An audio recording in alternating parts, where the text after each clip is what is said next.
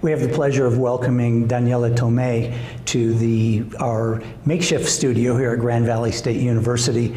Daniela is going to be acting shortly in the afternoon production of Elvira. Daniela works as a teacher, an actor, and director in New York City. Daniela, welcome to the show. Thank you. It's good to be here. Thanks. So tell us a little bit about your role in Elvira. Sure. So I play an ICE officer, Immigration, Customs, and Enforcement, in the room with Elvira. So basically, I'm the one processing her paperwork, and we end up talking. It's like an imagined conversation between my character and her character. So the initial role is you're a bureaucrat. Yes, exactly. Okay. Yeah. And without giving away too much of the plot, what's sort of the evolution of the conversation? Well, basically, I come in, pretty strongly in the beginning, but I have my own personal story that my son was killed by a Mexican immigrant. So I have this whole backstory, which has sort of propelled me to become an ICE agent. To sort of safeguard America? Right, exactly, and dealing with some racism and stuff. And Elvira is there. She's been arrested because there were some events happening in Los Angeles, and ICE came in and there was a raid. And so there's a protest going on right outside our building because they came there to protest that she was arrested. So there's a lot of tension going on, and it's a hot day in Los Angeles, and it turns out we have to finish the interrogation until the next day. There's decisions to be made because she has a son born here, and I'm pretty sure she's getting deported, but we have to figure out what's happening with her son. Okay. And she's saying, no, I'm not leaving. So it's kind of this tension of like, she's like, I'm not leaving, you can't make me go. And then we have to finish the next day. So eventually what happens the next day is I'm a little calmer then because I realized I kind of got too upset and emotional. I let her get to me because it was also the anniversary of my son's birthday. So there's a lot of stuff going on. And indeed, in life, there are these, complexities, and nothing is as simple as it appears. Exactly. Now, you have your own immigrant story and understanding of immigration. Tell us a little bit about that. Yes, so it's really interesting because I'm Latina, but I don't look what people tend to think of as Latina because I look more white, European, which is mostly my family ancestry, because in Latin America we have a full range, just like in North America, we have blacks, Asians, not as many, but we have a lot of people that are mixed, and then we have people whose grandparents came from Northern Europe, which is my situation. So my mom's Chilean and my dad's Costa Rican and half North American. So he was raised partly in Costa Rica and partly in California, and then went to Chile for work. He was doing a lot. He was a law professor and did a lot with like legal land reform issues and research and stuff like that, and trying to help poor communities. And he met my mom there, who was there for a few years. They came back to the U.S. He already had a job in Wisconsin teaching. And then eventually they went back to Chile, got more work there. And I was born there, but then we came back and I was raised in Wisconsin. So my mom was like fresh, like it took her years always complaining about the winters, and stuff like that, in northern, but now she really loves it. And my dad is, we also have family, like close family, in Chile and Costa Rica.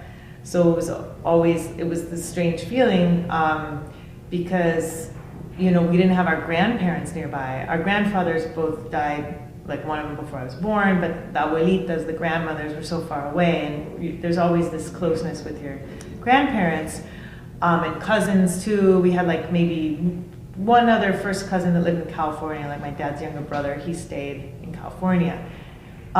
So there's always this feeling of isolation, because when you don't have, in my case, some immigrant families come and their cousins come, But in my case, it was just us, like this nuclear family, so that puts a lot of pressure on the kids and in the relationship, I think, as the couple too. and there was a feeling too growing up where me and my sister didn't want to speak Spanish in public because back then You didn't want to look like right, one of it's those like we're people. weird, you know. 'Cause Wisconsin, yeah, we speak exactly Midwestern English. right, and it's more, you know, now it's much more diverse, like a lot of the United States. And I grew up in a college town, but so in the university, like we would have people coming over to our house that were guests from Latin America, but like people that were consistently there that we knew. You know, there was some families that would be there for a few years and then other people that would leave. So does this separation from your own family add an extra dimension to your portrayal of the ICE agent? Yes, because what's for me really interesting is the fact that, like, I'm usually not cast as a Latina, so I can play these roles. Like, I mean, the ICE agent could be Latina, you know, we don't know, she's not drawn out, but I think in this, it's meant to be written for, it was originally even written for a man. And I had said to Jessica, because we were meeting, and I said, oh, wouldn't it be interesting if she was a woman, like this more woman against woman thing, you know, because it's a great role. So it's exciting to explore this inner racism of somebody and how they get to this point of hatred, you know, that they have to this other person that even propels them to, like, I'm gonna do this for a job, like I wanna do this, I wanna fight this illegal immigration and stuff like that. So I think it's fascinating because I think it helps, and I think that's what the play is about, because the play ends up being also about Joan, my character, a lot. So it's like she's the one that goes through more of a process of transformation, and I think it's like both sides are trying to understand each other. And I think that the point is, like, that's the only way we're going to come to, like, a process, a place of peace. And if we try to understand what's happening more in Mexico, you know. For example, there's all this talk now about ISIS in the news and what's going on there and the deaths and stuff, but the drug cartels is more than ISIS, but we don't hear that about it enough in the news.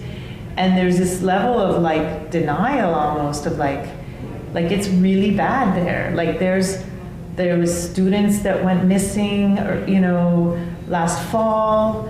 And never recovered. Yeah, you know, these 23 students, talk about being at a university, and just imagine you're going to a peaceful protest and then you're all put in a bus and disappeared, you know, and like that kind of stuff is, you know, just like you can't imagine. There was recently, like, some people were trying to run for mayor or something and they were beheaded, you know, and they're, you know, the violence is crazy.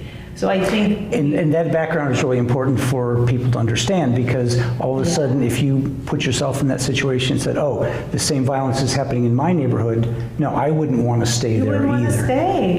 It's really frightening. It lends some credibility to Elvira's story. Yes, exactly. Yeah. And the play is set, because Elvira is a real person, as I'm sure the others told you, and, you know, it's set in 2007, is when the play is taking place. So even in the last 8 years, it's gotten worse, you know? So it's like, this is just, in her situation, I think it was more economics, because that's the case, and that's explained in the play, why a lot of people had to leave, because there's no work, and a lot of that was based on even, like, larger companies from the United States or other places coming and farmers could make a living. Migration has lots of sources for getting people to move. Exactly. But I know that you have to get going, because you are starting. Sure. You are starting I could to talk for hours about this. Like it's. Well, clearly you have passion for this, and we look forward to joining you in the theater this afternoon. Good. So I know they're expecting a big crowd. So really?